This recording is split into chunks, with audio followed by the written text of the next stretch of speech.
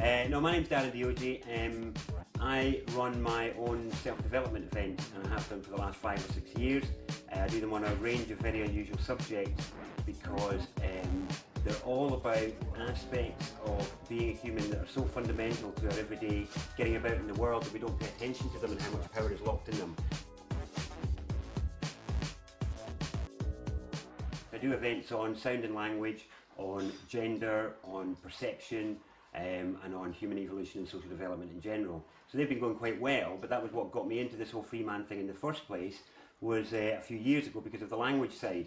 So I have a very unusual approach to language and its effect on us, and how words work and all the rest of it, but I'll talk about that in a moment. But that was what got me interested in all the Freeman stuff, because essentially it's all about language. It's all about the words that are used, because words are very interesting because they can either guide us, enlighten us, uplift us, show us new concepts, but they can also be used to control and mislead and contain us. Bill Thornton's work on the person and the citizen in America is very interesting because it's very similar to what we have over here. And so in America, the people are above the government, but the citizen is below the government. And that's what we have here. So the government attribute the rights and privileges of the citizen, but not of the people. But by making us all into citizens, we're not standing as people anymore. And this is all about private and public. So what's being taken away is our private power, and we're being drawn into having a public-only face. Now, through the use of title, they've turned it on us, basically. And this is where the problem lies. When the Queen took her throne, some people in Scotland, a couple of doctors tried to take her to court and sue her because she wasn't the second Elizabeth in Scotland, and she'd put ER2 on all the post boxes. And they lost their case because it was said that they did not have title to sue the Crown. For first of all, those of you who are into your Admiralty law, master is captain of his vessel. Master is always the principal. Master is one who has control over the conduct of another's services. The list goes on. Think about all the connotations of the word master that you know of, and none of them are to do with being a little boy, are they? None of them. So when we had that title, that was before we were corporatised, before we were turned into the Mister. So what's interesting is the state did not give us the title master. It's in our culture. It's something we all know. Whereas they give us the title Mr, Mrs, and all the rest of it. You don't have title on your birth certificate. It's not there, because you're untitled at that time, and then as soon as you come into things, you are effectively a master. People who've had real successes have managed to achieve it through jurisdiction, and actually what Bill Thornton calls standing, being able to establish themselves as one of the people. But that is, those successes are rarer than they should be, because too many people are going in there with this confusion over what's actually going on. Whereas what I've and my colleagues have been testing out is the use of the title master and reusing it in our interfaces with public entities and establishing who we are in the communications and doing it in the way that a master should behave, which is, a master does not rise to the bait of the servant. As soon as you do, who's in the servant position, you've lost your cool. One example is, so say for the water company, you move into a property and a bill drops through the door. So I dropped a bill through their door because I was practicing with the counterclaim thing. So the thing was, they were charging me for water that ran off the roof and went into the drain. They were charging me with taking away sewage. They were charging me with providing water. I couldn't dispute that those things happened in this house.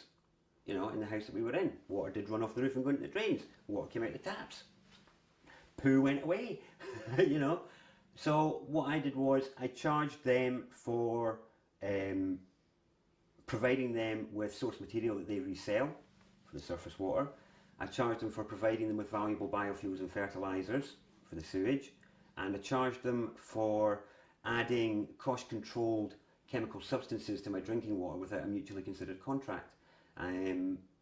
So I assembled that in a bill that looked very like theirs and dropped that through their door, because I was hoping to set the precedent there of, well, I can't dispute the fact that those services come to the house.